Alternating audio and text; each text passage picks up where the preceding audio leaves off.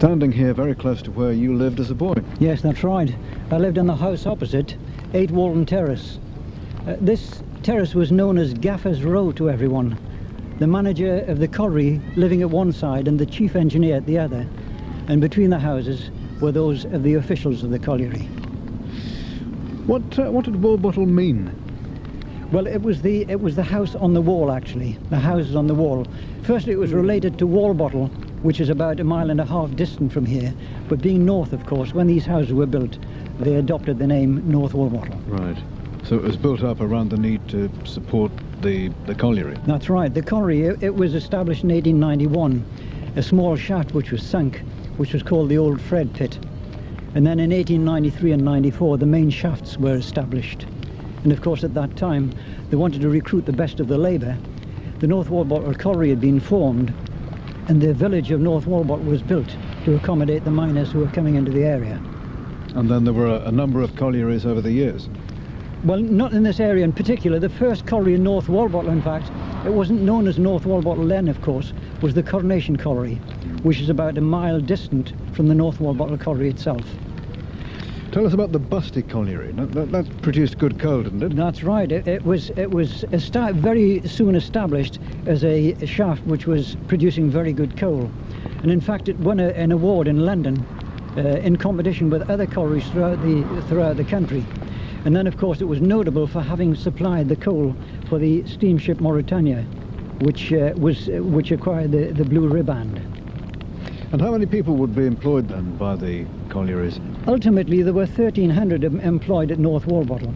But at that time, of course, they were just building up the 2 mines, so it would be in the order of something like 500 initially. Now, we've talked about mentioned the colliery houses. What sort of other buildings would there have been? Well, it was a very fine village, in fact. The first houses were built were what they called North View. North View was built with stone which had been taken from the Blucher Quarry, which was near to the Blucher Colliery. Thereafter, it followed the pattern of most other colliery villages. It was established in a square with front view, the North View to one side, and then Coley Hill Terrace.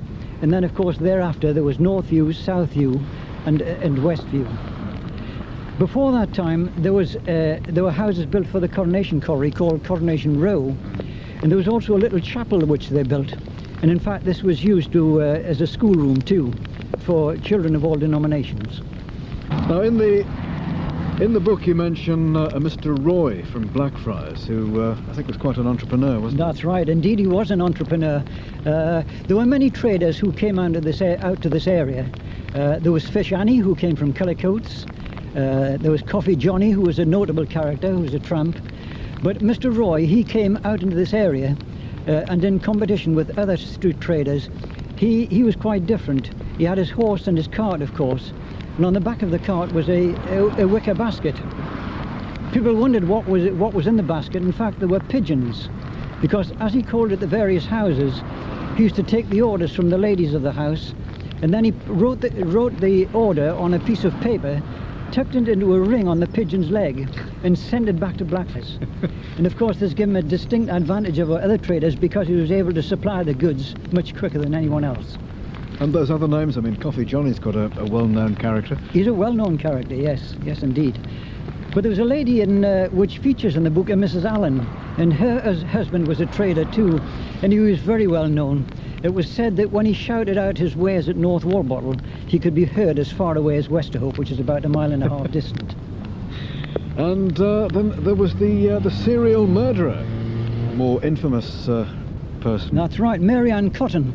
I recall as a boy some 65 years or so ago, when we were at school, we used to sing about Mary Ann Cotton. She's dead and she's rotten. And I was most surprised when coming to North Walbottle to discover, in fact, that she lived in Coronation Row. She'd murdered up to 20 people, including some of her own children. And surprisingly, she'd said to one of the officials when trying to draw some benefit that one of her sons was an embarrassment to her. He was an obstruction to the family, and she would like to be disposed of him. It was no coincidence that he died something like a fortnight later, and one of the officials noted what she'd said and reported this to the police. And then ultimately she was convicted because of the statement that she'd made. So how long was it before she was actually found out? Well, she continued to murder these people without being convicted in any way at all. In fact, it was said that when she was hung, that she was hung on circumstantial evidence, although in fact she'd killed most of the people with a deadly poison. In talking to one of the residents of Northumberland Gardens some time ago, she disclosed in fact that when Coronation Row was pulled down, she'd gone into the gardens there and someone had pulled out a medicine chest. And it's understood that in fact that had contained the poison with which Mary Ann Cotton had killed the other people. A grisly tale, and yes. She was hanged at Durham Jail. That's right, in the 1870s. But actually she wasn't the only murderess. There was a girl who lived... Quite an area this, isn't it? That's right, yes. There was a girl belonged to the Ebblewhite family, lived in the village, and they had a lodger, and they'd gone over what they call the fells. You can see them across here, in fact. And on this Sunday evening they'd gone for a walk, and she failed to return. Her family were concerned, of course, and she was reported missing. A crowd of people went out, and the man that actually found her body worked at North Walbottle Colliery. When they came back, in fact, and it was reported to the manager, they found that the person that had murdered her had actually flung himself down the mine shaft at North Walbottle Colliery.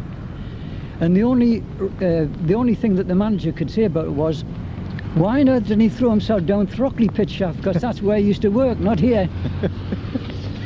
So, what about some of the sporting characters, some Newcastle players too? Oh yes, yes. Jack Allen, I referred to Mrs. Allen earlier. She had a shop and her husband was a trader, and they lived in Coronation Row. Lovely lady, but their son was Jack Allen. He played in that great cup final in 1932 when they conquered the mighty Arsenal and won 2-1.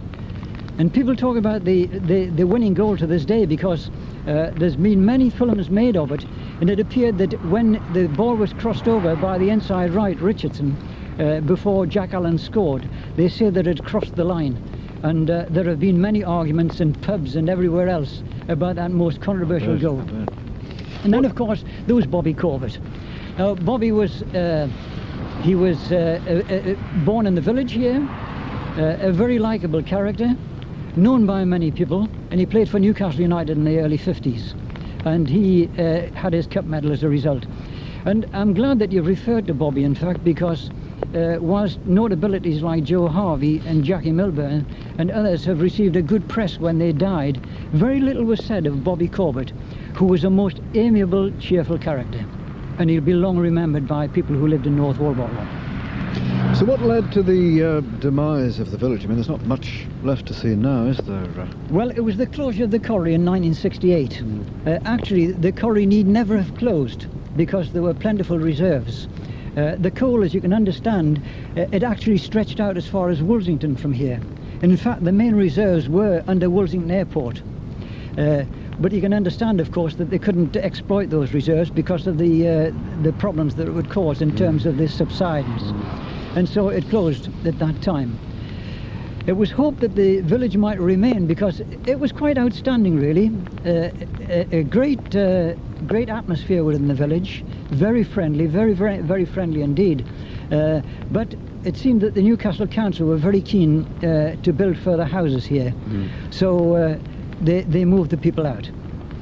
Nearby Blucher were in the same situation actually, but they objected so strongly that that survived. And I believe, as many others do, that they could have done exactly the same with North Walbottle. They could have built out the necessary toilets and kept the village as it was, which was a credit to the area, in fact. Now, your book, Tom, has recently been published, which contains a lot of pictures. Where do they all come from, the photographs and so on? Well, a number of sources. Actually, my friend Joe Allison here actually has provided a lot of photographs in the area, for the area. But there's a Newcastle West End Studies section in Benwell Library. And Desmond Walton, who goes along there, has a wonderful collection of photographs. And of course, there are villagers too who have given me some of the photographs. You know, it's rather strange, being involved with local history over a number of years, that when you go to ask for photographs, you get the inevitable reply. If you'd only asked me a fortnight ago, I could have given you such a lot of photographs, but my Aunt Lucy or my cousin or my father died, and we destroyed them all. And it's very sad, really, that lots of them have gone. But I'm very glad that photographs have been retained which illustrate North Walbottle as it was. Tom, good to talk to you. Thanks a lot. Thank you. Now, with me now is Doreen Foster. Doreen, you worked in the post office for many years? Yes, so about 12, 13 years I worked with Mrs. Primrose and Mr. Primrose, of course. So that will be a real centre of the community? Oh, definitely, definitely, yes. And in fact, I remember one old gentleman crossed from across the road, came in, and he said to me, pushed a watch, a lady's watch, a box, brown paper, and he says, oh, Doreen, will you pack that up and send it to our Lil, and I'll come back in about an hour and pay for it, you know. That sort of thing we used to have, you know. So that means you'd be selling all sorts of different things, Oh, too? yes, yes. We're just thinking today about the biscuit tins in front of the counter, you know. Used to serve from there. We had a fridge in, and we used to sell wool, clothing. Mrs. Primrose used to go into town to the warehouses, and I'd bring some things out. If people specially asked for them, I'd have them ordered, you see. But the post office, I went in as a shop assistant first, and Mr. Primrose asked me, come on, you'll try this. Well, the first thing he did, I bought a premium bond for £1 for him to show me how to do it, you see. Then I started a savings bank, £1 again for him to show me how to do it, you know, that sort of thing. So you never won, have you? Pardon? You never won on the premium bond? No, I haven't got a lot. I just ended up with about 8 altogether, you know. And what else now? Oh yes, I remember a young lad came in, and he started saving, but he'd always come back, you know. And he came this night after we'd closed, and oh, he says, Doreen, I want to draw £2. I said, oh, closed, you know, I've got all the papers done up for the night, you see. I says, I'll tell you what, I'll give you £2 out of my purse, and you come back tomorrow and we'll take it out of your book, you see. And he did that. It was that sort of community, you could do it. You know, they were all very nice people. And I don't know. I don't think there was anybody that we ever had any hassle with at all. It was very nice, you know. And of course, as I say, I could do the daily accounts, but I couldn't do the weekends. Mr. Primrose would do them regardless. If he went on holiday, he would come back and do the Saturdays. We did them on a Saturday then, you know, that sort of thing. But when he was ill, he showed me. He was so ill, but he showed me. I was adding columns up. He showed, put that there, put that there. I didn't know really what the columns were, but they tallied what I had to do. As long as you got it done, eh? We got it done, and then he died, so I had to do it, you know. And there was a Mr. Downs from Leamington, was a very good, he was a postmaster at Leamington, and he came up and to check what I had done on my own, and he said he was agreeably surprised it was okay, and very helpful. If we needed anything, we rang him. If we weren't sure of anything, we rang him, you see. And we just got along that way with it. Telegrams too, I suppose? No. No? No. I'd never had any telegrams to send. We did, what did we do? Dog licenses, and I can't remember. All that sort of so stuff. long ago. What about the Little other shops around the place? There was only one on the corner. Used to once belonged to people called Mary, but they were called Chats. Eventually some new people came in, and it was a grocery shop. There had been a little shop attached, the same buildings, you know. Used to be a butcher shop years ago, apparently. But then somebody made it into a fish and chip shop, but that didn't last very long either. When Chats took over, that just, they didn't bother with it, you see. And when did the post office actually close then? In the early 70s. I left in 68, and it didn't go on very long after that. It was early 70s. see. And you know, we didn't know until these new people took over, and there was somebody came out to show her what to do. Nobody came to show Mrs. Primrose. We just had to pick it up, you know, from what I knew. And here, the post office, North Walbottle Post Office, was spelt with 2 L's in the Walbottle, which we thought was right, but apparently it shouldn't have been. It should have been 1 L, you know. I've got a photograph on there with 2 L's on it, an antiface. What else now? Are you all living here in one of the aged manors cottages Yes, now? yes. Which I suppose is one of the few links left with the old days, really. Oh yes, well I was born in Beaumont Terrace, you know. I've lived in Westerhope till I got married and went to live at North Walbottle. Of course I was in service, I was away, but that was my home, Westerhope. So I went to that school. So, you know, it's really... Full I just circle. wouldn't like to leave here, you know. Doreen, that's lovely. Thank you for talking to us. All right. Our next guest is Harry Foster. Harry, you were brought up in North Walbottle. North Walbottle, yes. And what sort of memories do you have of the early days? It was Walton School you went to. Walton School I went to, yes. The village itself, I think, was a typical colliery village, and people were fairly well knit together, close with the community of the being worked at the colliery. It's 2 collieries actually, the Coronation and North Walbottle. I don't know when the village actually developed. I think it probably developed with the beginning of North Walbottle Colliery. At least that would enlarge on it, because the Coronation there was much earlier, and the old Coronation Row there stood, well, it was in front of the waste heap from the Coronation. What memories do you have of your school days, just before we get on to working? I mean, are you a good lad? Me, I was innocent. I was one of the best. I wouldn't say one of the best at school, mind, but I played football from I would say a reasonable age of 11-year-old for the school team, along with Tom. One instance I can remember, we all looked out the classroom, and there was a horse regiment practicing up and down the road. It's from Fenham Barracks, obviously. And then, leaving school, what happened then? I went to work at the colliery. Had other ambitions, but the war broke out, and that was straight to the colliery. Under Tom's father, actually, I worked then for a while. Served an apprenticeship, blacksmith.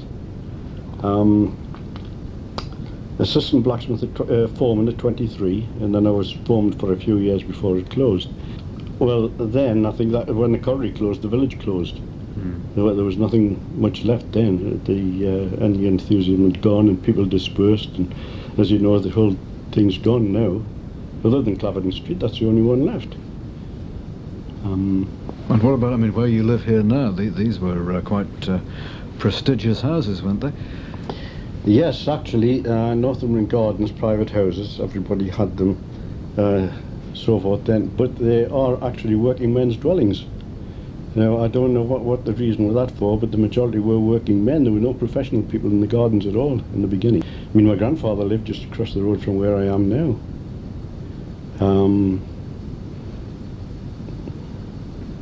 Then there were various fellows from the colliery had houses in the place. And the church, of course, important. You've been church warden.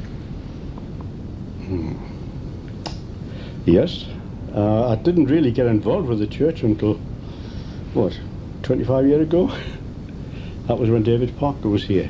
There were more people came from Westerhope rather than Callerton and North Walbottle, because that was the district. It was actually, it had become a team ministry by the time I got really involved. And looking back, and you've obviously seen a lot of changes over the years, how do you feel about the place now?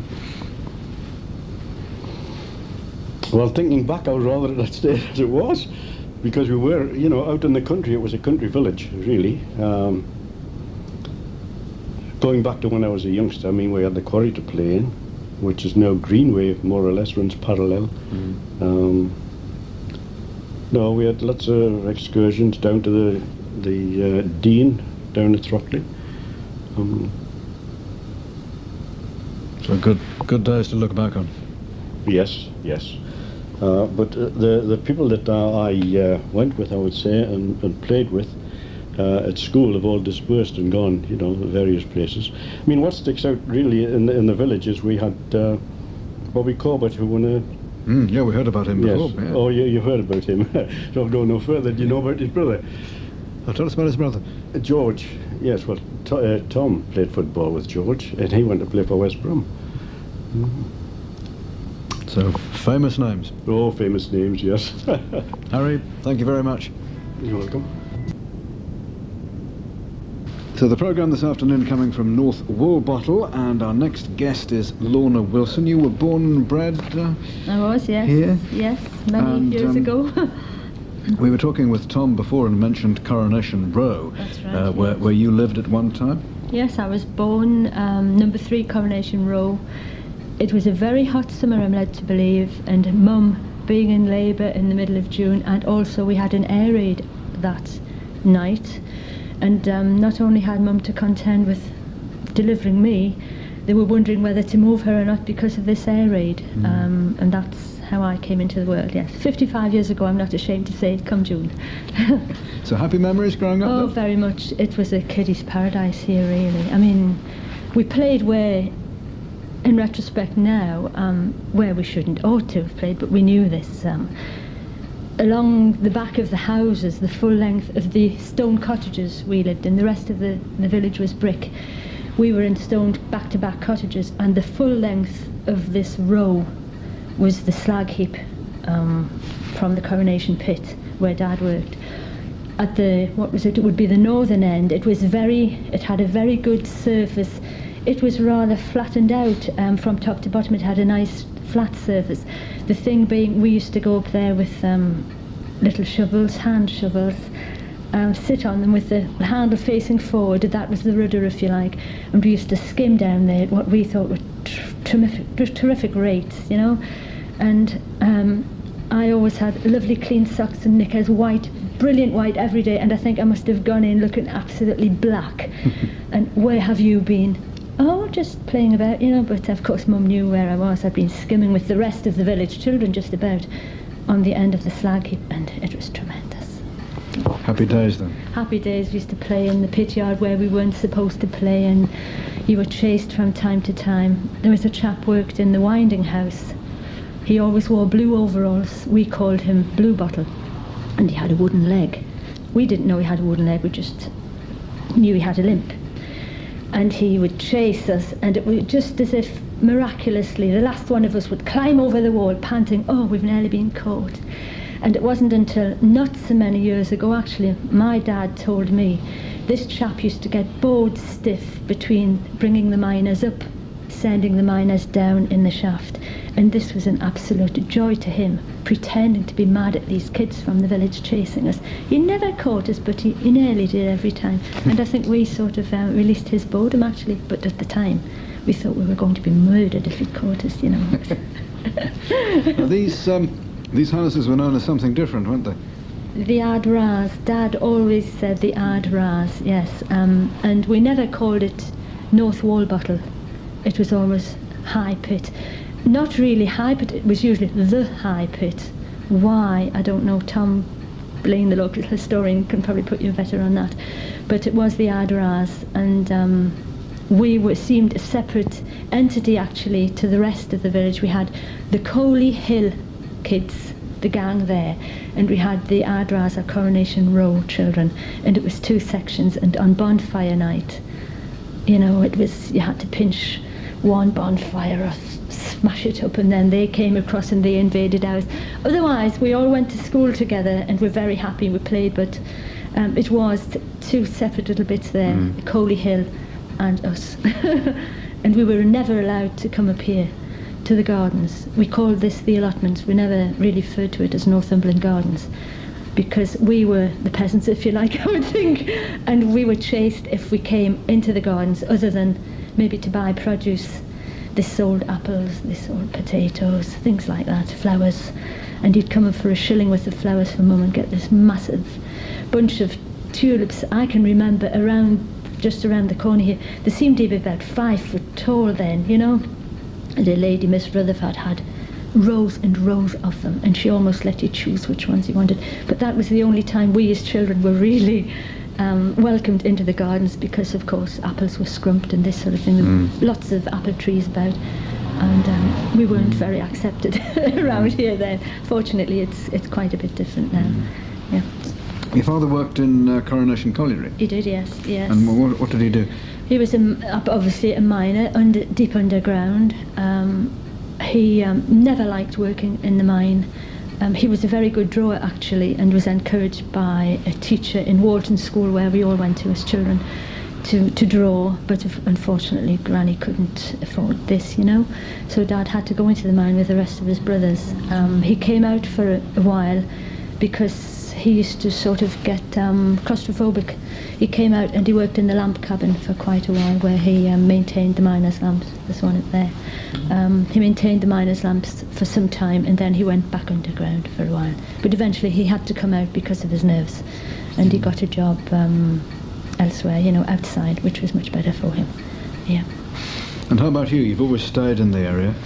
Well, I was here until 9-10 years of age, when we had to leave because they were this was the start of a sad time of pulling the houses down. We moved out of there and we lived in Blucher for almost 2 years, and that didn't go down very happily at all with none of us as a family, because the houses were very dark and we'd been used to a more open aspect. Then what happened then? But each day, almost daily, I came to my aunt's, she lived in the village, for tea, and I was still North Walbottle, always would be. I lived in Westerhope until I was nearly 24, but all this time I was teaching in the Sunday school here at the Little Methodist Chapel, and when I was almost 24 I moved down to Leicestershire for nearly 10 years. Came back, and of course we wanted to buy a house, and to me this was the obvious place for us to look for a house, and I came back to my roots, actually. Yes, and really happy here. It's lovely. Mm-hmm. How did it feel coming back then after that gap? Oh, it was very different. We'd always been connected with chapel, and we went to Westhope Methodist Church. Great dear friends there, still have. Got 2 of them here now.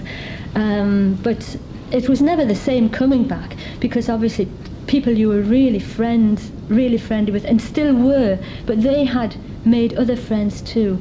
So you were almost having to start over again, because you couldn't just go in and say, look, we were very close when I lived here nearly 10 years ago. You can't just go in with both feet like that. You've got to just take your time. But we're all, actually the people who are there, we all are friends together. It's a good community. And even now, like Tom and Joe, I've known them since I was very young, and we still, this isn't a one-off thing. We do see each other regularly. So there is still something quite special about North Walbottle. Very much so for North Walbottle. I mean, the Sunday school was tremendous. I don't know if you've already been told, but it was started by Bob and Harriet Masterman. He was the postmaster at the little village shop, and I think they must have found there was a great need, obviously, for children, although they didn't have children themselves, they didn't have any issue, and their great friend Mrs. Ivy Hockaday, who lived in Walton Terrace, they must have put their heads together and decided we need a Sunday school, and they started the Sunday school, and I came to this always for a long time. And as I say, even when we moved to Westerhope, I came, still didn't go to Westerhope Methodist Sunday School, to evening service, yes, but I travelled down every Sunday for Sunday school, and we had anniversaries, and I used to play the piano and train the children up for that, alongside with Mrs. Hockaday, who, to me, she's a dear lady. She lives in Stanley now, and she must be 90 plus, I would think. Still have contact with her, and she had a great influence on my life, actually, for the good. I hope I don't let her down. Sometimes I do, I think, but she doesn't know this, but I have very great affection for her. She was lovely. Lorna, thanks a lot. Thank you very much. Thank you. Now, Joe Allison is a retired miner. He worked at North Walbottle Pit until it closed in 1968, and his father worked at it virtually from the start. So, Joe, you grew up in the area. What was it like in those days? Well, all the people, most of the people in the village were miners. North Walbottle, down here, I had my grandfathers and I had aunts and uncles, all working at the pit, of course. So, yeah. mining was obviously in the blood. I mean, it was just automatically expected you would follow your father into the pit. Well, yes. Well, I left school in 1923, and there wasn't the jobs knocking around then, of course. But one day my mother come in and she said, Joe, Dick the blacksmith has a job for a striker. Well, I went round looking as big as I could, you know. And Dick, my mother says, you want a striker? And I'll never forget Dick's face. He looked at me, lovely, you know. Hey, son, you're not big enough, you're small. So that was that. That was that. So the next thing I knew, getting to the end of the holidays, my father had got us a job at the pit, straight down the pit. You see, How old were you then? I was 14 then. You see, I could go down the pit then, but if you could go down when you were 13, you know, down the pit. But I waited till I was 14 before I left school, and I started there on the Monday. What was it like in those early days working in the pit? Well, there was one thing. I knew most of the lads, and you know, it's quite a few lads started at the same time. And when I went down, I had to go up the steps and get into the cage. And the first sensation I felt when we got so far down, we're coming up. We felt like coming up. And I never lost that feeling for a long time. And everybody used to say the same thing, you see. You know, when I got to the bottom of the shaft, I was amazed. You see, my father would never talk about the pit very much. And so I didn't know what to expect, really. But why was that, do you think? Well, because I had the image of the pit shaft bottom being dark, black, you know.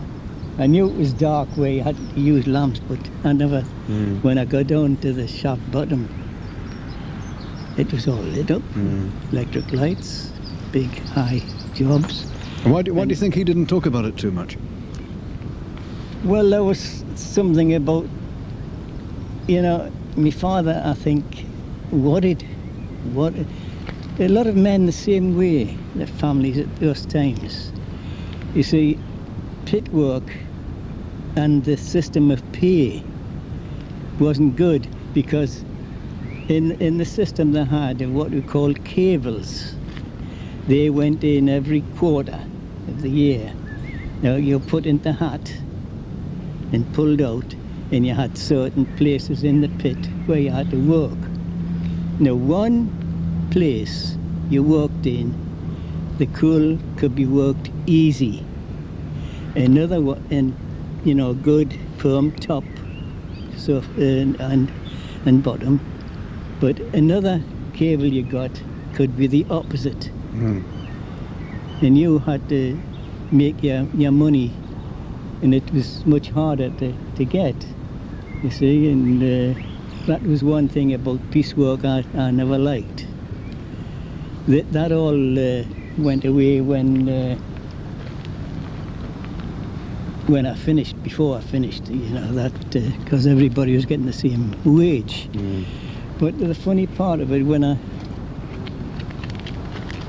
I went down and it all lit up, and we walked so far round into round the shaft bottom where the overman was standing, and he and what we called a rollyway man.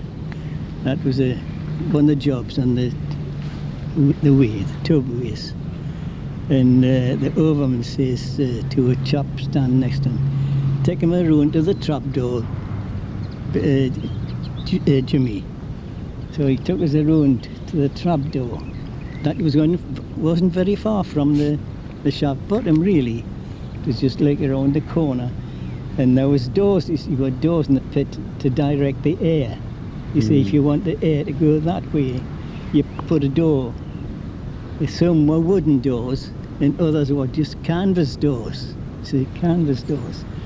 And all I had to do, he said, when you hear the pony coming, that was the lad called a driver lad. He was driving from what we called the putter. The putter, it drove the tubs from the coal face. The driver brought them right out to the shaft. You see, now he says, as soon as you hear the Galloway, you see, the Galloways, not the ponies, the Galloways. He says, as soon as you hear the Galloway, open the door. You see, so I got up and I heard him coming up. You could hear the pony coming, and the lovely old pony, Diamond, my favourite, come out, pulled the tub through. Now when he come in, the shaft was just like around the corner, you see. When he come back with the empty tubs, the driver said to me, "Now Joe, this time you needn't get out your seat." You need to get out your seat. And I said, "Oh, well, good."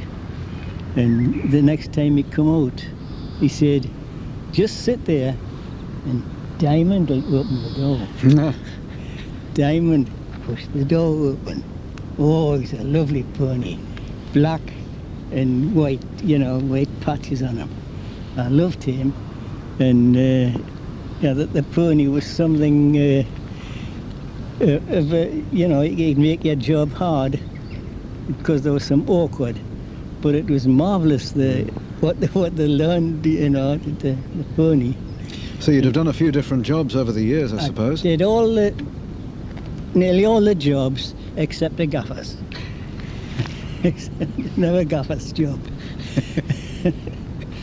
Oh, I did driving and rope, working on endless ropes, and, driver boy, and, I braked the inclines, Tom, where the pull tubs pulled the empty ones up. Well, stone walk. There's odd times I was on night shift. That was very seldom though. But I did all the jobs right up to where my father finished in the coal face. How did you feel when the pit closed then? Well, of course I was getting on then. I was 68. You know, and I was quite... You don't look much older now. Well, I'm very lucky. But... and that was in what, 1968? 1968, yes. And then after that, I had a few weeks off. And then I knew a lad that across at the bowling green is just opposite of where I'm living, of course. He worked at the council. And you know, they used to always say, if you got a job at the council, Joe, you're all right. So I got a job at the council. And I was on bonus work. A real swizz.